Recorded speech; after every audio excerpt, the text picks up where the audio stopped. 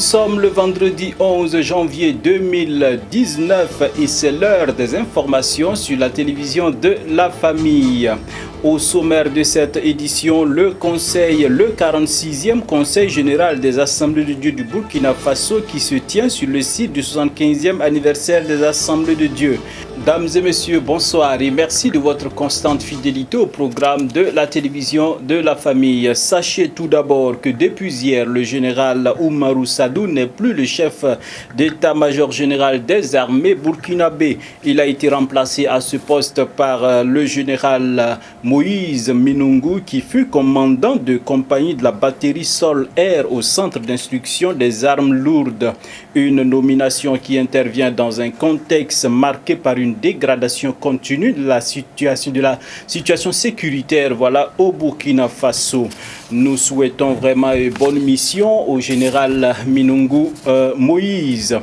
Eh bien, nous nous replongeons au cœur du 46e Conseil général des Assemblées de Dieu pour dire que le bureau exécutif sortant a rendu public son rapport dans la soirée du jeudi. Eh bien, sous la direction du docteur Michel Ouedraogo, le Larango a pu atteindre 85% de réalisation de son plan d'action. Odette Zouangena et Yannick Kaboré pour le point. Élu en janvier 2016, le bureau exécutif de Larango, qui est en fin de mandat, ne déroge pas aux traditionnelles présentations des rapports à ses pairs à l'occasion justement de ce 46e Conseil général des Assemblées de Dieu du Burkina Faso. En effet, le président du Larango est le premier à se soumettre à cet exercice et c'est à hauteur de 85% que le docteur Michel Ouedraogo évalue le taux de réalisation de son mandat triennal. J'ai parlé des œuvres qu'on a, comme OCED qui est une œuvre sociale qu'on vient de créer. On a parlé par exemple de Chifra qui est désormais un hôpital. Et on a parlé de l'hôpital aussi que nous avons à Bobo-Dioulasso, etc., etc., etc. Donc, en fin de compte, réellement beaucoup de choses se sont réalisées. À sa suite, le docteur Jefté Sawadogo, chargé de la gestion de la trésorerie générale, apprécie quant à lui positivement les états des recettes et dépenses du 1er janvier 2016 au 31 décembre 2018. On voit qu'au niveau des recettes régionales, il y a quand même une certaine baisse. Mais on peut comprendre, compte tenu de certains paramètres, on voit que les gens font ce qu'ils peuvent. Ce qui est en tout cas apprécié, c'est leur engagement et leur fidélité vis-à-vis de leur contribution. Cependant, tout n'a pas été fait sans ambition, martèle le président qui reconnaît l'appui du Seigneur dans la réalisation de tous leurs projets. Et vous posez au Seigneur la question, est-ce que c'est le temps? Est-ce que c'est le moment? Est-ce que c'est faisable? Est-ce que c'est sa volonté? S'il répond, vous pourrez continuer ou bien reculer. Mais généralement, après réflexion, on attend un tout petit peu seulement et puis voilà, on voit une autre voie, une autre porte qui s'ouvre et puis on fait notre entrée et puis ça y est. Malgré quelques défaillances constatées, les commissaires au compte félicitent les efforts fournis pour atteindre ces résultats. Il n'y a pas de recette comme ça, c'est la contribution de chaque frère et de chaque sœur qui permet à l'Église de fonctionner. Donc c'est vraiment formidable. Et maintenant, la gestion aussi, c'est aussi formidable, surtout que maintenant, il y a eu une amélioration avec un logiciel de gestion qui est là. Bon, c'est vrai que tout n'est pas parfait, mais bon, nous, notre rôle maintenant, c'est de conseiller. Quelques recommandations ont été soumises pour le prochain bureau qui sera élu, à savoir l'application du nouveau manuel de procédure et de gestion budgétaire visant à faciliter et à améliorer la gestion de l'institution.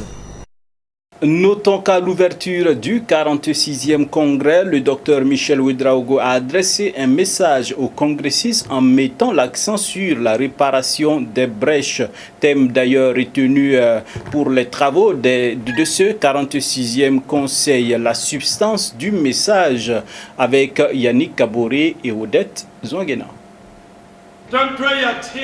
Nous pouvons nous appeler chrétiens. Nous pouvons connaître le nom de Christ. Nous pouvons croire être remplis du Saint-Esprit. Nous pouvons penser que nous sommes les responsables de l'Église.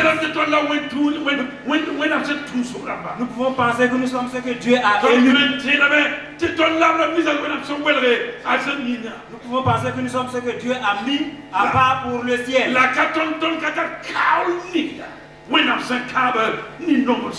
Mais nous ne vivons pas les promesses que Dieu a faites à ses élus. C'est pour cela, si nous lisons Ésaïe 58, au verset 1, nous verrons le degré de tristesse de Dieu. Dieu a jeté un regard sur le monde. Et il a vu ses élus qu'il aime, sur qui il compte.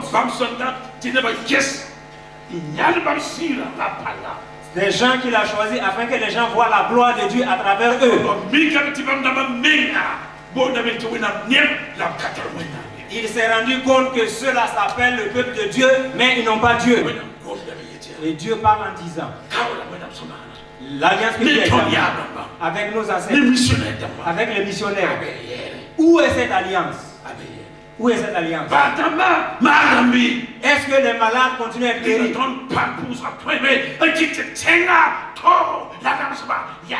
Est-ce que par nos prières, les souffrances de ce pays peuvent s'arrêter? Ou bien nous sommes assis, quand quelque chose se passe, alors nous nous réunissons avec les autres pour fuir. La paix du pays dépend de nous. Si le pays n'est pas en paix, où est l'alliance entre vous et votre Dieu? Où est la puissance de votre prière? Où est la présence de Dieu? Le Dieu qui nous a appelés nous montre qu'il est puissant. L'actualité nationale, c'est aussi ces braconniers qui ont été saisis le 17 décembre dernier, ayant à leur possession 3 peaux de panthère et 2 peaux de lion qu'ils tentaient d'écouler, ayant mis la main sur eux, donc voilà, et leur butin. Le ministère en charge de l'environnement, en adéquation avec la direction générale des eaux et les eaux et forêts, voilà, était face à la presse ce vendredi afin de passer l'information à l'opinion publique. Et c'était en présence de Yannick Kaboré et Delphine Banissi. Le braconnage est un phénomène qui se vit de temps à autre au Burkina Faso. Le 17 décembre 2018, 3 peaux de panthère et 2 peaux de lion ont été saisis de la main de 2 braconniers qui essayaient d'écouler leurs marchandises. C'est à la suite des informations qui nous sont parvenues que la direction des opérations de la Direction générale des eaux et forêts a entrepris de filer ces 2 individus qui essayaient d'aborder certaines personnes avec leurs marchandises. Dans une prompte et intelligente action, les agents des eaux et forêts ont pu mettre la main sur ces individus avant qu'elles n'aient pu écouler leurs marchandises.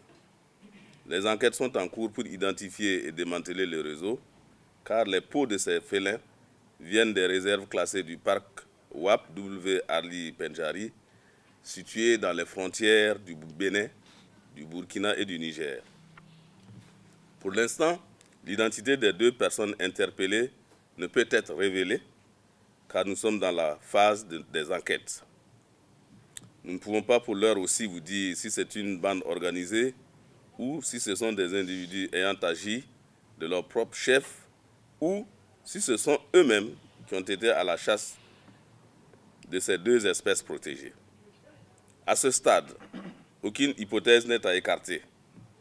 Nous avons tenu à informer l'opinion publique par vos soins, car comme vous le savez, les panthères et les lions sont classés aujourd'hui parmi les espèces menacées de la faune et le parc W. Ali Pendjari reste un des rares et derniers refuges pour ces animaux.